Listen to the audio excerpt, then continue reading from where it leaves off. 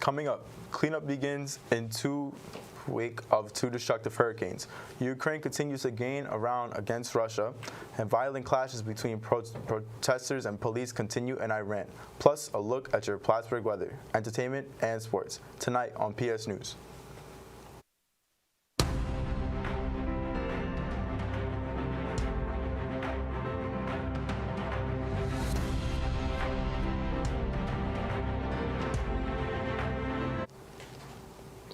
Good evening and thank you for joining us. I'm Pat Pfeiffer. And I'm Jorge Cabrera. Our top story tonight, the death toll continues to climb as Florida begins to clean up from one of the worst storms the state has ever seen. In the destructive wake of Hurricane Ian, at least 100 people have died as of this afternoon. Search and rescue operators remain active in the hardest hit areas, while others begin the work of rebuilding. Gloria Pazmino is in Florida with the latest. Days after Hurricane Ian tore through Florida, crews remain in active search and rescue. We are working hard to try and safely get you out, so once we get through this stage, then we can work on rebuilding. More than 1,600 people have been rescued from Ian's wake so far, according to Florida's governor. Ian made landfall as a Category 4 storm last Wednesday, decimating coastal towns, flooding inland cities, and completely cutting off island communities. There's nothing left. I don't know. I am optimistic. It's heartbreaking for all those families, for all those businesses. That's why I'm very sad. Floridians now face the daunting task of rebuilding as they return to unrecognizable cities and towns. It does add to the complexity of the process. It's been hard to get things here with I-75 shut down. That's been an issue, and the 62% of our population that's over 65 is a problem. And that problem means they need a lot more care and assistance. Power outages are also hindering recovery efforts.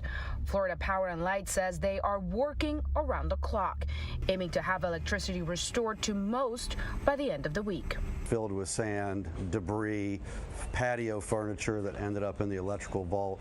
And this is some of the challenges that our crews have in actually restoring power. In Fort Myers Beach, Florida, I'm Gloria Pazmino reporting. The President and the First Lady will be spending the week reviewing hurricane damage throughout the U.S. First President Joe Biden and First Lady Jill Biden traveled to Puerto Rico today. The island territory sustained extensive damage to its critical infrastructure from Hurricane Fiona. Puerto Rico had barely recovered from the devastating impact of Hurricane Maria in 2014. The Bidens plan to travel to Florida on Wednesday to survey the aftermath of Hurricane Ian. Speaking at an awards dinner Saturday night in Washington, D.C., he said his administration will do whatever it takes to help. According to the president, that includes comprehensive federal assistance with search and rescue, recovery, and rebuilding. Ukraine President Vladimir Zelensky said Sunday that the eastern city of Lyman in the Donetsk region has completely liberated in a short video post on his official Telegram channel. As of 12:30 p.m., Lyman was completely liberated. Thanks to our military. Glory to Ukraine.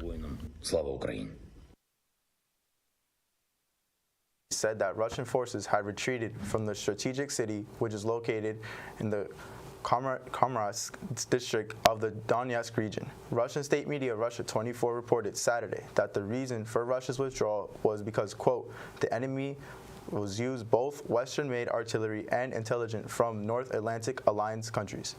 The retreat marks Ukraine's most significant gain since a successful counteroffensive in the northeastern Kharkiv region last month. Police clashed with students at a university in Tehran as crackdowns on anti-government demonstrations continue across Iran. This video was obtained via the pro-reform activist outlet Iranwire and shows police in Tehran firing what appears to be the pepper ball or paintball guns at a group of protesters. Demonstrations erupted across Iran last month after 22-year-old Masha Amini died in police custody. She was detained by the morality police for allegedly not complying with rules on women's dress. Coming up after the break, Supreme Court Justice Clarence Thomas's wife testified before the House Committee on the January 6th Capitol riots. And the Ice Bucket Challenge is making a difference for people with ALS. Stay with us. Dance Corps makes me feel confident. Dance Corps means to me family. Dance corps is motivating. Dance corps means new friends. Dance corps means old friends. Dance corps means unity. Dance corps means creativity. Dance corps means love. Dance corps is fun. Dance corps means friendship. Dance corps is exciting. Dance corps is my support system. Dance corps is my favorite thing. The House Select Committee investigating the attack on the U.S. Capitol isn't done yet. It will still hold at least one more public hearing, although it's not clear when. That's after Hurricane Ian caused the postponement of Wednesday's scheduled session. In the meantime, the wife of Supreme Court Justice Clarence Thomas voluntarily met with the committee for more than 4 hours on Thursday. The panel said it wanted to know about text messages Jeannie Thomas sent. They were former President Donald Trump's chief of staff, Mark Meadows, and his attorney, John Eastman. Both were instrumental in trying to overturn the results of the 2020 presidential race. Two sources say Thomas told the committee she kept her politics separate from her husband's work. The committee chair says she also reiterated her belief the 2020 presidential race was stolen. Justice Thomas has stood out on the Supreme Court when it comes to the 2020 election results. She expressed sympathy towards Trump disproving claims of fraud. The Biden administration changed eligibility for its student loan forgiveness plan the same day Republicans sued to block it. 6 Republican-led states are fighting the president's student loan forgiveness plan in court to prevent it from taking effect. But a change in policy announced Thursday could thwart Republicans' legal challenge. Now borrowers whose student federal loans are held by private lenders will be excluded from taking part. That will affect about 770,000 student loan borrowers. The Republican lawsuit filed in Missouri federal court argues the president's plan will hurt private lenders. Last month, President Biden announced the plan to cancel up to $10,000 in student loan debt. It applies to those who make under $125,000 per year and provides up to $20,000 in relief for Pell Grant recipients. That bucket of ice water that you poured on your head 8 years ago is bearing some fruit. The Food and Drug Administration approved a new therapy for ALS Thursday. It's called Riliro, and it has been shown to show the devastating paralysis caused by ALS. Also called Lou Gehrig's disease, a study shown the effectiveness of the medication was funded in part by money raised by the ALS Ice Bucket Challenge that swept social media in 2014. That study was small, and the therapy is still considered experimental. The FDA approved it without a large-scale clinical trial because the drug has shown to be safe despite questions about its effectiveness.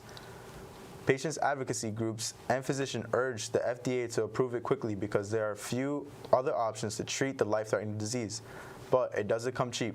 Friday, the drug maker announced it will cost about $12,000 a month, which is $158,000 a year. However, the company does expect insurance to cover most of it, if not all of its needs. It should be available in the U.S. in the next 4 to 6 weeks. About 30,000 people in the U.S. are battling ALS. Coming up after the break, we'll take a look at your Plattsburgh weather and entertainment news. Stay with us. What am I looking at here? It's a spaceship. From where? From space? All right, people. Let's hit these guys with some PSTV.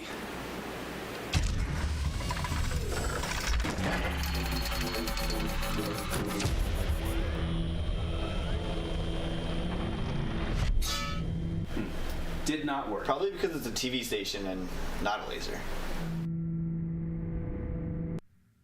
TG in one word to me means integrity. It's responsibility. It's trust. Solidarity. Synergy. Home.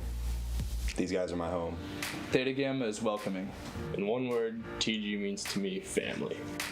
I'm Vincent Perno, president of Theta Gamma. Here at Theta Gamma, we emphasize the importance of scholarship, leadership, and service. We strive to make ourselves better people as well as our community a better place.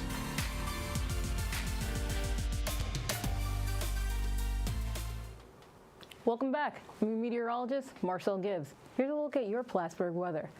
Now, we seem to have gone down from the 60s that we had last time. We're going straight back to the 50s.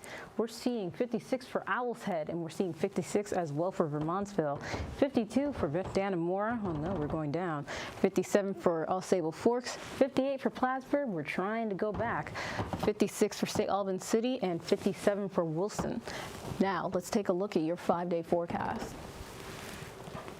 Now, despite the lowering temperatures that were shown on the board, it seems we're only going up, and the sun is making a comeback. We're seeing 60 for Tuesday with sun shining brightly, 67 for Wednesday, 70 for Thursday, and shining brightly, the sun is still staying.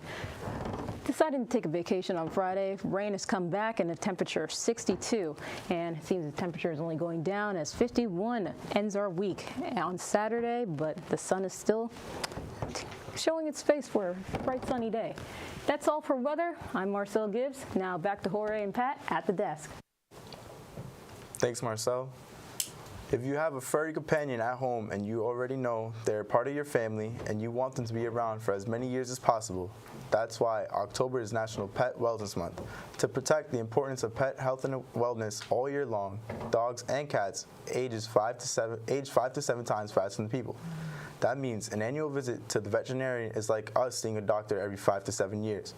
It's important for dogs and cats to get wellness exam at least once a year. So, let's serve as a reminder to make sure your pet is up to date on all their checkups and vaccinations.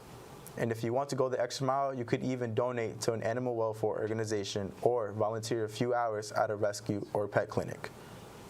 Now let's take a look at what's happening in the world of entertainment. With your PS Entertainment Update, here's Kwesi Gittins. Thanks, Pat. The Native American woman who made history for turning down an Oscar on actor Marlon Brando's behalf has died. Sachin Littlefeather's death was confirmed by a tweet from the Academy of Motion Picture Arts on Monday. Littlefeather took the stage in 1973 for Brando, who boycotted the Oscar ceremony in order to protest the way Native Americans had been portrayed in movies. When Littlefeather took the stage for Brando, she gave a short speech while some in the crowd booed her appearance. Her film career never recovered from the incident, and she was blacklisted by the entertainment industry for decades. Earlier this year, the Academy issued a formal apology to Littlefeather for the way she was treated after the speech. There was no cause of death listed for Littlefeather. She was 75 years old. The Daily Show host Trevor Noah has announced he will step away from the anchor desk. In a video statement shared on Twitter Thursday, Noah said that after 7 years as host of the Comedy Central satirical news program, his time is up. Noah, a stand-up comedian from South Africa, was a relative newcomer to American audiences when he was named as host of The Daily Show after Jon Stewart signed off in 2015. Noah hinted that his decision to leave the show is rooted in his desire to return to more stand-up work. He did not share when his final show would be, but said he'd still be around for a while. It's officially October, and you know what that means. Spooky season is here. If you're looking for a bewitching getaway for Halloween, then this is just the place. Fans of the movie Hocus Pocus can stay at the Sanderson Sisters cottage this Halloween season. The creepy abode, located in the remote woods of Salem, Massachusetts, is available on Airbnb. It was recreated in honor of Hocus Pocus 2, which starts streaming on Disney Plus Friday. Guests can try their hands at enchantments from the Sisters spell book, but it likely won't turn anyone into a cat. 2 guests can book an exclusive stay at the cottage on October 20th for just $31. The listing opens on Airbnb October 12th at 1 p.m. That's all from entertainment. I'm Kwesi Gittins. When we come back, we'll have Ryan Nister with your PS Sports Update. Stay with us. This is Kinks, which stands for Collectively Inspiring Natural Hair Students.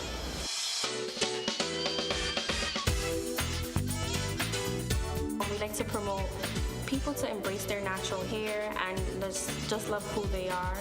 Every spring semester we have a hair show, so if you're interested in modeling, hairstylist, and a makeup artist, this is something to look forward to every spring.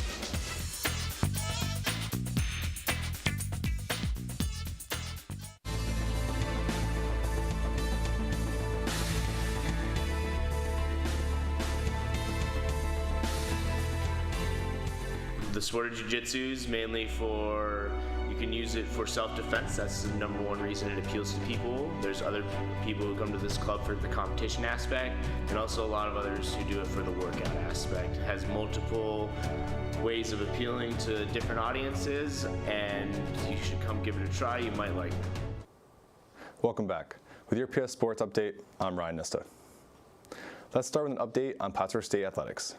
Starting with women's soccer, the Plattsburgh State Cardinals hit the road to face off against the Brockport Golden Eagles. Allison Seidman did everything in her power to get Plattsburgh their first conference win of the season. Her first goal came in the 7th minute of the game and was assisted by Kirsten Villamere. This would be the only goal of the half. Plattsburgh would lead 1-0. One goal wouldn't be enough for number 2. Seidman would score a second goal not even 5 minutes into the second half. Villamere would pick up her second assist of the game, taking a demanding 2-0 lead. A lead that would remain throughout the competition, giving the Cardinals their first conference win. Defensively, Plattsburgh played well for the entire 90 minutes of action. Holding the Golden Eagles to 7 shots in full time, sophomore keeper Lauren Haley was strong in the goal for the Cardinals, saving 4 shots and picking up her 3rd win and shutout of the year. The Cardinals look to start a win streak at St. Lawrence against the Saints before hosting the Oswego State Lakers on Saturday at home. Men's soccer looked to capture a win at home against an undefeated in-conference Golden Eagles, which would have given the Cardinals a winning record in the SUNYAC. Plattsburgh would strike first as Brian Callahan scored in the 26th minute, applying the pressure and giving his team a 1-0 lead. Brockport wouldn't respond in the first half, entering halftime down. They would, however, respond in the second half. The Golden Eagles more than doubled their shots total, as they ended up putting 7 shots up in the second period.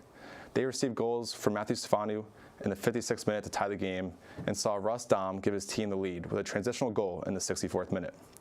These back-to-back goals would be enough to push past the Cardinals and win their 4th consecutive conference match. The Cards will head to Union tomorrow to face off against the Dutchmen, before a trip to Oswego on Saturday, which will cap their week of play. Volleyball continues to struggle in conference play, as the Cardinals would lose both home matches against SUNY Oneonta and SUNY New Paltz. Against the Dragons on Friday, Plattsburgh would steal the first set 25-21, but would lose 3 consecutive sets 21-25, 13-25, 17-25. While the Cardinals hit at a 255 clip through the first 2 sets, Oneonta's defense clamped down in the 3rd and 4th stanzas, keeping Plattsburgh State at 42 hitting for the match.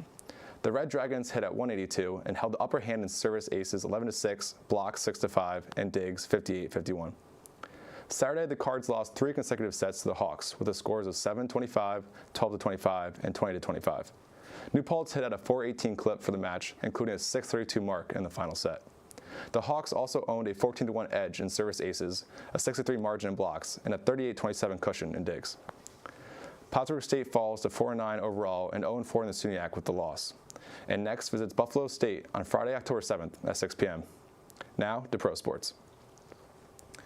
Terry Bradshaw, Hall of Fame football player and television analyst, just revealed he battled cancer and won. Twice. He was diagnosed with bladder cancer in November. And then he got skin cancer in March. Bradshaw shared the news Sunday saying, "I'm cancer-free. I'm feeling great, and over time I'm going to be back to where I normally am. So I appreciate your prayers and your concerns." Bradshaw was a central part of the Pittsburgh Steelers dynasty in the 1970s. He was inducted into the Pro Football Hall of Fame in 1989 and has been a game announcer for decades. Sticking with Pittsburgh, we go to the Jets at the Steelers. Jets look to get fancy. Zach Wilson takes the snap at center. He hands the ball off to Garrett Wilson. Wilson reverses it back to Braxton Berrios, who throws a touchdown pass to a wide-open Zach Wilson. And then the fans at home get a real treat, watching Zach Wilson gritty in the end zone. You gotta love the NFL. The play would be labeled the Jets Razzle Dazzle, and that'll be your play of the day. With your PS Sports Update, I'm Ryan Nista. Now back to the desk with Jorge and Pat. Thanks, Ryan. Unfortunately, that's all the time we have for tonight. Thank you for joining us. To stay up to date with PS News and all our Plattsburgh State TV, be sure to follow at Plattsburgh State TV on all social media platforms. I'm Pat Pfeiffer. And I'm Jorge Cabrera. As always, thank you for joining us and have a good night, Plattsburgh.